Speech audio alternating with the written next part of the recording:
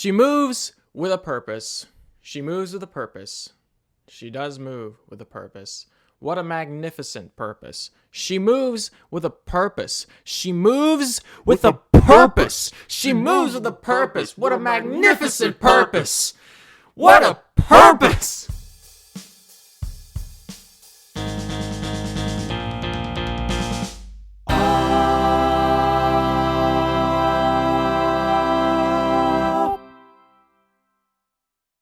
Hello, everyone, and welcome to another episode of the Christened Music Podcast, where if it's listenable, it's Christenable. I am your host, Chris Martins, and today we are going to take a look at the Black MIDI album, Schlagenheim. This is the debut album from British experimental math, noise rock, post-punk band Black MIDI, named after a compositional technique involving thousands and thousands of notes played all at once in a MIDI file, which, if you don't know, is basically a file that tells a keyboard or anything digital what to play. I thought that this technique was only used in meme covers on YouTube, but it turns out it's an actual genre of music. Who would have thought? These videos were often solo piano pieces that would often become this wild flurry of notes that somehow sounded like a coherent song, but a far more percussive and overwhelming version of that song. And I feel like this is the spirit of the band Black MIDI, a cacophonous frenzy of notes and musical ideas that no one in their right mind would think would sound good together, and yet somehow do. Now, I've heard some noisy experimental records before, so Black MIDI was really nothing new to me. But the first time I heard Boom Boom Boom, I was freaked out, but not enough to turn it off in fear. Fast forward to when John 50 comes to town and becomes my favorite song of that week. I think, maybe I should look at this first album before Cavalcade, the album with John 50, which comes out in like a month from now. I doubt it'll be as good as Cavalcade because both John 50 and Despair were amazing, but I had to prepare myself. Now I think it's the other way around. Holy crap on a cracker! This album is the most fun I've had all year. It's an album that doesn't quite do anything I haven't heard before, but man, does it do it well. Production is super tight outside of a few minor vocal mixing problems. The effects go from good to amazing as this album goes along.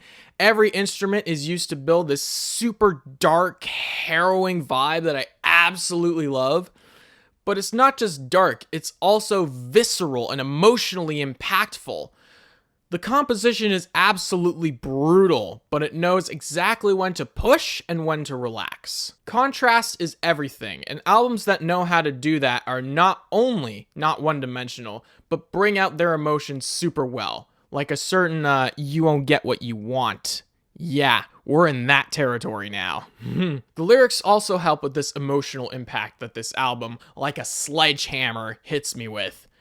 These are somehow rawer to me than punk music at its peak in the 70s and 80s. Jordy Greep's vocals are absolutely insane, and it fits the insane composition perfectly. Not to mention, the lyrics are often insane. This album isn't necessarily about, well, anything, but it just does everything well. I don't know what it is about this album, but wow, it's really grabbed a hold of me that no other album has done before this year.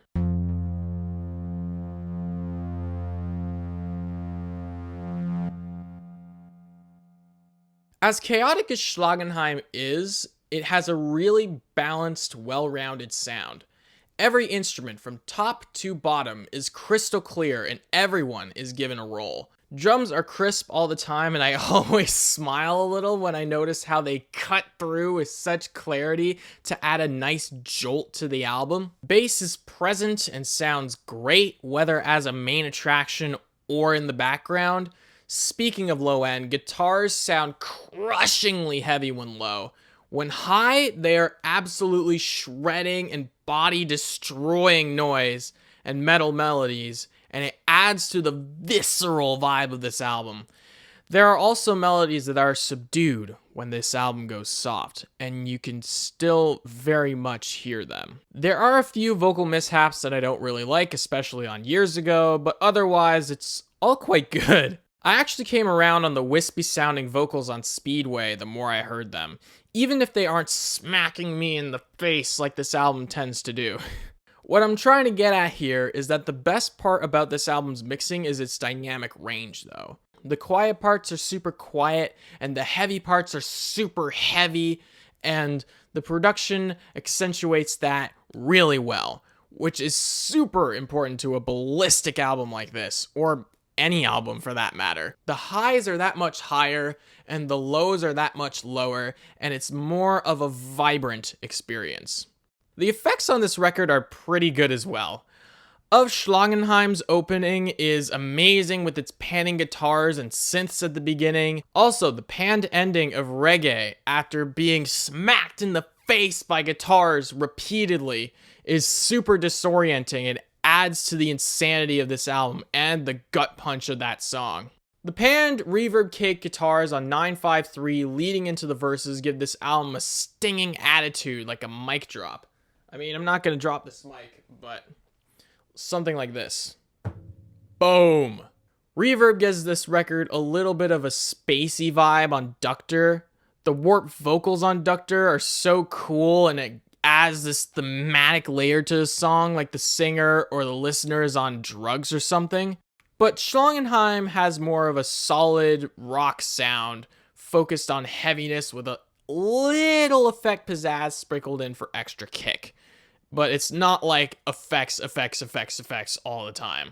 Overall, production helps to make this album so much more explosive and satisfying because it is simple with a little bit of something else extra added to it.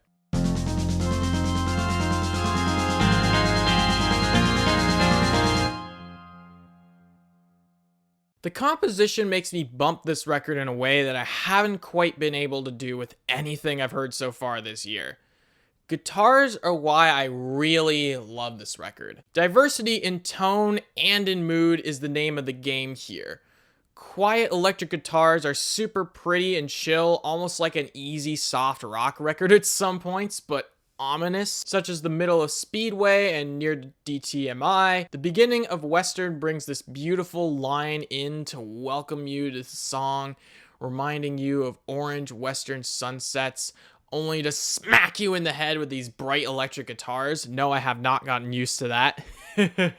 Half of the time, the album opts to destroy you with these heavy guitars that are super full and super crushing every time. This fullness is helped in part by the bass, which is very much needed low end. When it's calm, its warmth really comes into play, like a warm hug and at the beginning and end of Western. When the album gets heavy, the bass helps that, and the result is absolutely magic. Speaking of magic, good lord, the drummer is incredible. Morgan Simpson, the drummer of this band, won an award for Best Young Drummer when he was a teenager, fun fact. And I'm glad he kept with that trajectory. The drums are so punchy and impactful that this album absolutely would not be half as good without their inclusion or their complexity. He guides the album through many time changes, such as on 953, and he never gets out of pocket once. These guys are clear virtuosos on their instruments, and they're really playing some complicated, interesting stuff. But the vibe of the classic four-piece with an asterisk rock band is still there, which is super, super cool. The structure of Schlagenheim gets better and better as this album goes along. As mentioned, 953 smacks us with multiple musical ideas, one after the other at a rapid pace, but it somehow translates to something cohesive thanks to the transitions keeping it together. Song structure is tight, whether it wants to go experimental or not. Even years ago, with its clunky Canada song sensibilities, all ideas play out on this album beautifully. Western has a song structure that is similar to the album structure of Animals by Pink Floyd, with nice, pretty, short bookends with a large, sprawling, epic middle section. I can't talk about structure on Schlagenheim without talking about Boom Boom Boom, a masterclass in this super important musical thing called tension. It's a song that keeps building and building and building, giving us little tastes of the song's power at the end of every chorus. Then at the last leg of the song, it just explodes into this massive, hard metal song. I guess that's what I really like about this album. It is explosive. Schlagenheim's quiet parts are just as important as its louder parts because of its masterful use of tension.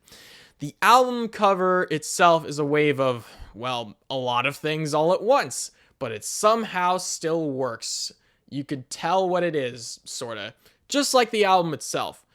It really goes to show the importance of structure and how, if you think hard enough, you can make a cohesive song out of any weird musical ideas you can think of.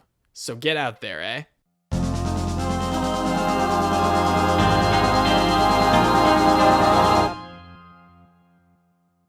Lyrics are interesting, and so are the vocals. Yeah, let's just say they're an acquired taste. At least Jordy Griep's vocals are.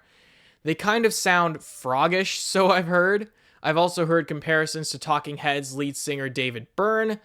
I understand if the thought of that makes you go, huh? Or yuck, or both. But hey, Billy Talent is my favorite band in the whole wide world, and they are the kings of acquired tastes in Canadian pop music. Also because of the voice. So I clearly have a few acquired tastes, one of them being, I like Griep's voice. While it's not traditionally nice sounding, neither is this album half the time. This album is always expressive, and a core contributor to that is the vocals from Jordy Griep.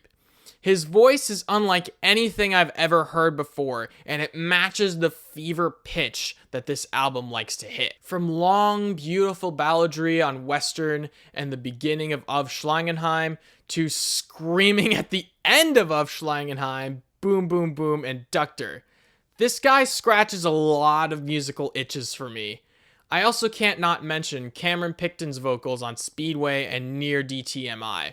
The former being super subdued yet ominous, and the latter unleashing the beast that sounds harder than the hardest punk music out there. I also kind of like the screaming and saying vocals on Years Ago, even if I don't really jive with the production choices on that song, but oh well, what are you gonna do? The lyrics are also quite satisfying, and get just a little more insane from track to track. There's no real concept to the record as a whole, but these tracks themselves are their own little short stories that occupy their own little worlds most of the time. The front half has this kind of motif in mind, with songs about oppressive forces trying to control you, or even controlling self-doubt on 953. The latter is explored more on Reggae. Speedway is about the crushing nature of modern city life and the music industry churning out all the same crap. You know, typical debut subject matter. Near DTMI is this angry punk song about the lead in the water in Flint, Michigan, and the government doing nothing about it while lying about the situation to prevent any panic or further action. Western is this epic anthem of self-affirmation after a toxic relationship, but also a feeling of nostalgia about it, which really builds a complex, interesting character out of the protagonist. But the rest of this album is a descent into madness. Of Schlagenheim is a man finding a beautiful woman fitting his unfairly high standards, the teeth of a raven and the hands of a porcupine. And Boom Boom Boom is locking her in his basement to get a new skin suit like Buffalo Bill in The Silence of the Lambs. Really crazy stuff. Years Ago is more paranoid delusions from the madman crash landing into Ducter. Ducter is interesting to me because it could tell one of two stories. One, if we're following this nice little narrative I'm spinning, this madman is not having a nice time with his therapist. Not even drugs or a lobotomy can change the psyche of this guy, and he's taunting the people who are treating him. The antagonist is not quite a doctor, but a Ducter, who could not break him. Or, if you go with a less cohesive approach, going back to the own little worlds thing, you can take the conductor approach that Genius seems to like with a student versus teacher conflict. That interpretation reminds me of Whiplash with its central conflict and the Caravan-esque drums to kind of help with that. Either way, lyrically, the song and the rest of this album is incredibly satisfying from beginning to end. Oh my lord. Ugh.